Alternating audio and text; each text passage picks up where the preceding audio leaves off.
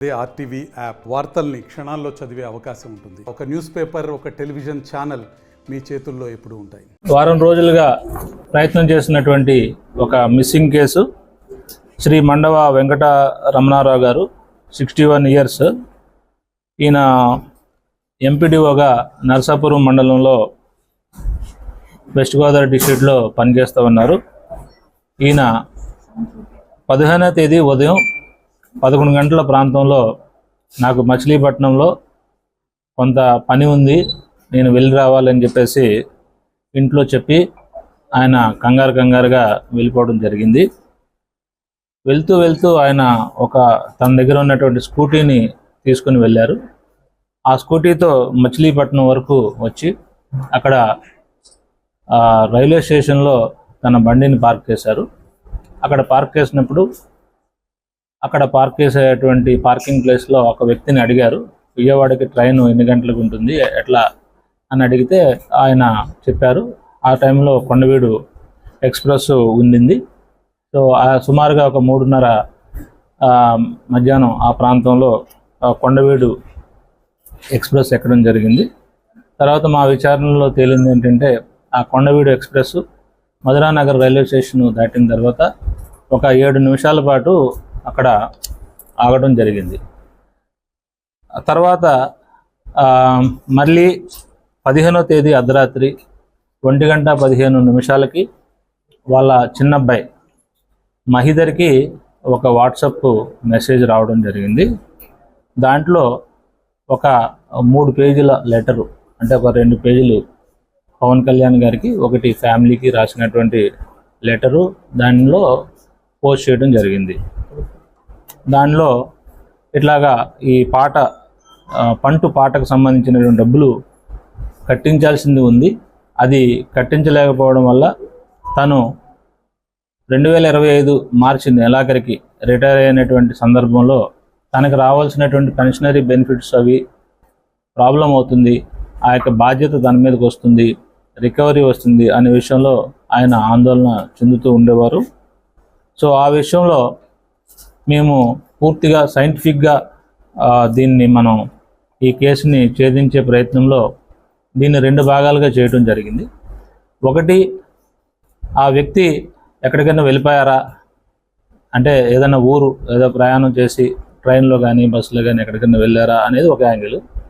లేదా last cell phone switch of అనేటువంటిది 1:15 Madhuranagar bridge మీద, రైల్వే బ్రిడ్జ్ మీద రావడం, ఆ కింద ఏలూరు కెనాల్, ఏలూరు లాకుల వరకు దాదాపు 65 కిలోమీటర్ల స్ట్రెచ్ అది ఉండడం, అప్పుడు వర్షాలు, డ్రిజిలింగ్, అంతేకాకుండా ఆ ఏలూరు కెనాల్ చాలా వేగంతో ప్రయాణం చేయడం, ఇదంతా కూడా మీకు తెలిసినటువంటి విషయమే. ఆ 2 భాగాల్లో కాకుండా వేరే చోటకి ఎక్కడికైనా వెళ్ళారనే విషయంలో ఆ ప్రయత్నం చేయటమే కాకుండా, ఒకవేళ ఆయన దూకి చనిపోయినట్లయితే ఆ బాడీ కూడా మనకు ట్రేస్ కావాలి కాబట్టి దాన్ని కూడా మేము ప్రయత్నం చేయడం స్టార్ట్ చేసాం. దీనిలో భాగంగా ఇమీడియట్గా లోకల్ తహసీల్దార్ గారి యొక్క సహకారంతో ఎన్డీఆర్ఎఫ్కి ఒక లేఖ రాసి ఒక 2 ఎన్డీఆర్ఎఫ్ బృందాలను మేము తీసుకురావడం జరిగింది. వాళ్ళు 2 బోట్స్లో దాదాపు 30 మంది వచ్చి ఆ గాలింపు చర్యలు చేపట్టడం జరిగింది. ఆ తర్వాత చాలా లెంగ్త్ ఉండడంతో ఇంకా వెతికేటువంటి ప్రయత్నం ముమ్మరం చేసే దానిలో భాగంగా మరలా లెటర్ రాసి మా యొక్క అడిషనల్ డీజీ గారికి లేఖ రాసి ఈ ఎస్డిఆర్ఎఫ్ బృందాలను కూడా తీసుకురావడం జరిగింది. వాళ్ళు కూడా కాకినాడ నుంచి అట్లాగే మంగళగిరి నుంచి కూడా స్టేట్ డిజాస్టర్ రెస్పాన్స్ ఫోర్సు రావడం జరిగింది. వాళ్ళు 3 బోట్స్, టోటల్ 5 బోట్స్తో వాళ్ళు కూడా ఒక 35 మంది రావడం జరిగింది. దాంతోపాటు మా దగ్గర ఉన్నటువంటి 36 మంది స్పెషల్ పార్టీస్ని కూడా మధురానగర్ నుంచి ఏలూరు కెనాల్ నుంచి ఏలూరు లాకుల వరకు డివైడ్ చేసి, అలాగే సిఐ ఒంగుటూరు, అలాగే CI Hanuman junction, CI Gannavaram వారి యొక్క సిబ్బందిని పూర్తి స్థాయిలో దీంట్లో పెట్టడం జరిగింది. అంతేకాకుండా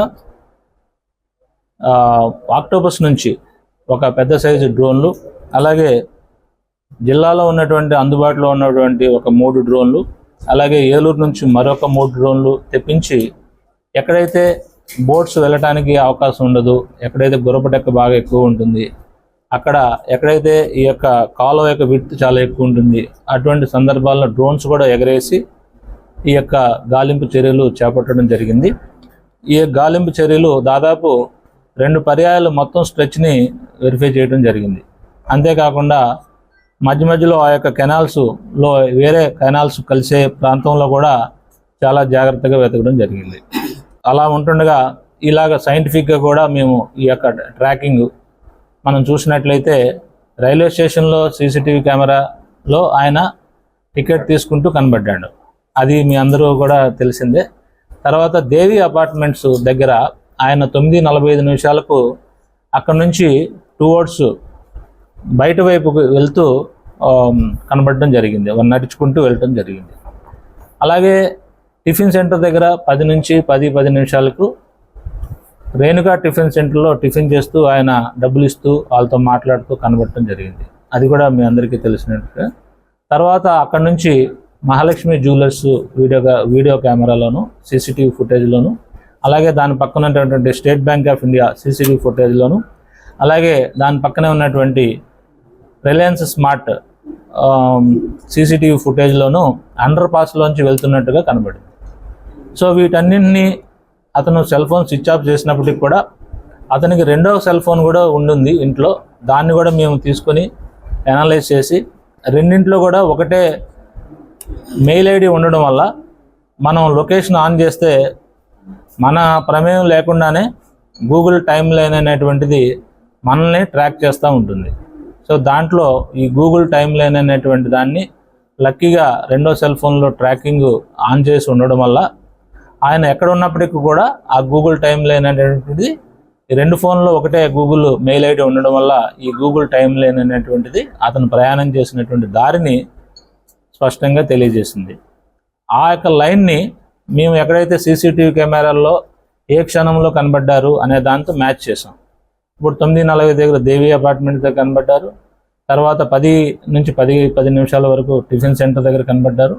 అట్లాగే 11 గంటల ప్రాంతంలో ± ఒక 2 minutes అంటే 10:58కి మహాలక్ష్మి జ్యువెలర్స్లో, 11:02కి అక్కడ ఉన్నటువంటి ఎస్బీఐలో, అలాగే అదే టైంలో రిలయన్స్ స్మార్ట్లో కనబడటం, ఆయన ప్రయాణం చేసి ఎక్కడైతే ఫైనల్గా స్విచ్ ఆఫ్ అయిందో అక్కడ ఆ ప్లేస్ ఎక్కడైతే ఆగిందో ఆ ప్లేస్ని వీటన్నింటినీ కూడా గూగుల్ టైమ్ లైన్తో ఈ యొక్క మ్యాపింగ్ చేసుకొని ఆ దారిలో ఉన్నటువంటి అన్ని సీసీటీవీ కెమెరాస్ని మేము వెరిఫై చేసేదానికి సిఐ కంకిపాడు అలాగే వారి యొక్క టీంని ప్రత్యేకించి కేటాయించి ఎస్ఐస్ని దాన్ని పూర్తిగా ఆ యొక్క మధురా నగర్ ప్రాంతంలో ఉన్నటువంటి అన్ని సందుల్లో అన్ని రోడ్లలో ఉన్నటువంటి అన్ని అపార్ట్మెంట్లో ఉన్నటువంటి సీసీటీవీ కెమెరాస్ని ఆయన ఏదైతే మనం అనుకుంటున్నామో ఫస్ట్ 9:45 కనబడ్డారు, 9:45 నుంచి 1:15 వరకు ఎంతైతే సమయం ఉంటుందో ఆ మొత్తం సమయాన్ని అక్కడ పూర్తిగా గాలించడం జరిగింది.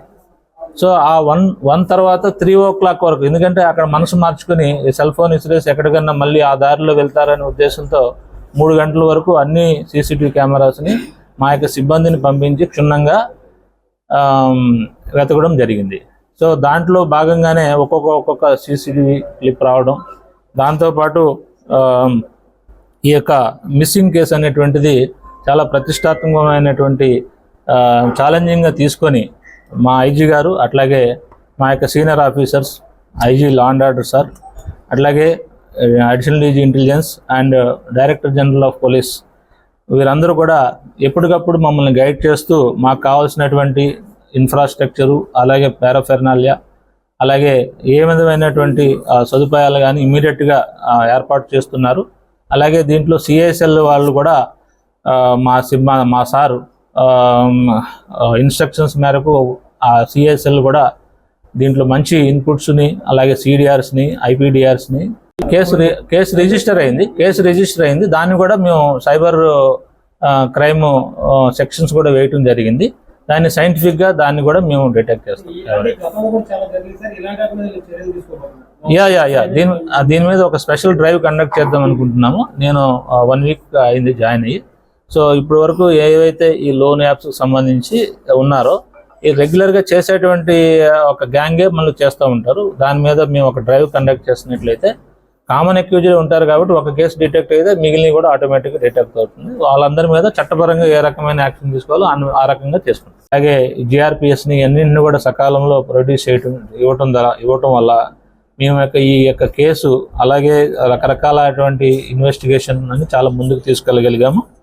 సో అలాగే మా ఎస్డిఆర్ఎఫ్ బృందాలు, ఎన్డీఆర్ఎఫ్ బృందాలు ఈరోజు కూడా అది కంటిన్యూ చేసే ప్రయత్నంలో భాగంగా మాకు ఈ యొక్క డెడ్ బాడీ అనేది మధురానగర్ ఏలూరు కాలువకి 300 మీటర్ల దూరంలో ఉండడం జరిగింది. ఈ వారం రోజులు ప్రయత్నంలో ఆ యొక్క బాడీ ఎందుకు ట్రేస్ కాలేదు అనేది మనం పరిశీలించినట్లయితే ఆ బాడీ పడిపోయినటువంటి చెట్టు కొమ్మలు, అంటే ఈ వర్షాకాలానికి కొన్ని ఒడ్డున ఉన్నటువంటి చెట్టులు పడిపోయి వాటర్లోకి పడిపోయినాయి. ఆ చెట్టు కొమ్మలు కిందకి ఈ బాడీ వెళ్ళిపోయింది. సహజంగా ఏమైందంటే ఆ చెట్టు కొమ్మలు పడిన ప్రాంతాలకి మనం ఏదైతే వెతుకుతున్నామో ఆ బోటు, ఇది ప్లాస్టిక్ అది ఉంటుంది, ఎయిర్ ఫిల్డ్ బోట్ ఉంటుంది, ఆ చెట్టు కొమ్మల మీదకి ఎక్కలేదు. సో రెండోది వెంటనే డికంపోజిషన్ అయ్యి స్మెల్ వచ్చేటువంటి అవకాశం లేదు, వాటర్లో ఉన్నప్పుడు అది రాదు. సో క్రమేపీ ఏమైందంటే ఆ వాటరు మనం ఎస్సీ గారిని రిక్వెస్ట్ చేసి ఆ వాటర్ని ఆఫ్ చేయించడం జరిగింది. మన ప్రయత్నం ఇంకా వెంటనే దానికోసం ఎస్సీ గారు కూడా కోఆపరేట్ చేసి బంద్ చేయడం వల్ల వాటర్ రెడ్యూస్ అయింది. దాంతోపాటు ఎప్పుడైతే బాడీ అనేటువంటిది వాటర్లో ఉన్నప్పుడు ఈవెన్ తక్కువ వెయిట్ పైన ఉన్నప్పటికీ కూడా అది పైకి వచ్చే అవకాశం తక్కువ ఉంటుంది, ఎందుకంటే బాడీ వెయిట్ అనేది వాటర్లో తగ్గుతుంది. సో ఆ క్రమంలో ఇప్పుడు 3 రోజులు 1 వీక్ అయిపోయింది. సో 15వ నైట్ మిస్ అయినారు, ఈరోజు 23. 1 వీక్లో ఈ బాడీ కొంచెం పూట్రిఫై అయ్యి కొంచెం పైకి వెయిట్ పెరిగి పైకి రావడం, అలా వాటర్ కూడా మనం బంద్ చేయడం వల్ల ఈ వాటర్ రెడ్యూస్ అవ్వడం, అలాగే ఎన్డీఆర్ఎఫ్ బృందాలు కంటిన్యూస్గా దాన్ని గాలించడం, వీటన్నింటి ప్రయత్నంలో భాగంగా ఈరోజు ఆ యొక్క బాడీ మనకి దొరికింది, ట్రేస్ అయింది. దాన్ని వాళ్ళ యొక్క కుటుంబ సభ్యుల్ని పిలిపించి దాన్ని ఐడెంటిఫై చేసినట్లయితే ఆయన యూజ్ చేసినటువంటి సెల్ ఫోను, వ్యాలెట్, అట్లాగే ఆయన వేసుకున్నటువంటి షర్టు కలరు, ప్యాంటు, ఆ జేబులో ఉన్నటువంటి పెన్ను అన్నీ కూడా క్లియర్గా ఇంటాక్ట్గా ఉన్నాయి. కానీ ముఖం కొంచెం గుర్తించడానికి అవకాశం లేకుండా ఉంది. దానికి మేము 100% మళ్ళీ డిఎన్ఏకి చేర్చేదానికి కావాల్సినటువంటి సైంటిఫిక్గా అన్ని ఏర్పాట్లు మేము చేస్తున్నాము. ఆయన ప్రిజర్వ్ చేసి వాళ్ళ సంబంధించినటువంటి పిల్లలకు సంబంధించినటువంటి ఒక శాంపిల్ తీసుకొని మనం 100% కన్ఫర్మ్ అయింది. బట్ మనం వితౌట్ ఎనీ డౌట్ అది మనం 100% మనం దాన్ని, అది కూడా ఇన్వెస్టిగేషన్ ఉంది. అది దీనికి మనం ఈ బాడీని మనకి ఇప్పుడు ఇచ్చేదానికి ఇంకా దానికి ఏమీ మనకి లింక్ లేదు. సో ఇది మనం విడిగా చేసుకోవాలి. అది ఆ యాంగిల్లో కూడా మేము వెరిఫై చేస్తాం. మనం చూసి ఏదైతే మనం దీని ఇన్వెస్టిగేషన్ని రైట్ డైరెక్షన్లో తీసుకెళ్లేటువంటి భాగంగా దీన్ని చేయడం జరుగుతుంది. కాబట్టి మీరు కూడా చాలా ఈగర్గా దీన్ని కవర్ చేయడం జరిగింది. ఎప్పటికప్పుడు ట్రాన్స్పరెంట్గా మేము చేసేటువంటి ప్రయత్నాలను మీ ముందు ఉంచడం, మీరు కూడా పూర్తిగా సహకరించి దీన్ని ఒక మంచి ఎండ్ రావడం, అలాగే ఈ యొక్క డిటెక్షన్ చేసేటువంటి దాంట్లో మా ఆఫీసర్లందరూ కూడా మా యొక్క డిస్ట్రిక్ట్లో ఉన్నటువంటి అందరూ ఆఫీసర్స్ నిరంతరం కృషి చేస్తూ ఉన్నారు. అలాగే మా అడిషనల్ ఎస్పీ గారు వెంకటేశ్వర గారు, వీరు కూడా ఈ యొక్క డిఫరెంట్ పార్టీస్ని ఫామ్ చేసి అలాగే కేస్ ఫైల్ని అప్డేట్ చేయడం, ఇటువంటి విషయాల్లో బాగా కృషి చేశారు. అలాగే మా యొక్క డిఎస్పీ గారు, అలాగే గన్నవరం డిఎస్పీ గారు, అలాగే కంకిపాడు సిఐ గారు, హనుమాన్ జంక్షన్ సిఐ గారు, అలాగే గన్నవరం సిఐ గారు, అలాగే పెనమలూరు సిఐ గారు, అలాగే ఉంగుటూరు, అలాగే మా ఇంకా అదర్ స్పెషల్ పార్టీస్ చాలా గట్టిగా దీంట్లో ప్రయత్నం చేశారు. ఇక మా సీనియర్ ఆఫీసర్స్ కూడా ఈ యొక్క పురోగతిని చెప్పడం జరిగింది. సో మీ అందరికి కూడా ఈ కేసు విషయంలో సహకరించినందుకు అందరికీ ధన్యవాదాలు తెలియదు. మరిన్ని వీడియోస్ కోసం ఛానల్ ని సబ్స్క్రైబ్ చేయండి, లేటెస్ట్ అప్డేట్స్ కోసం వాట్సాప్ ఛానల్ ని ఫాలో చేయండి అండ్ లింక్ డిస్క్రిప్షన్ లో ఉంది.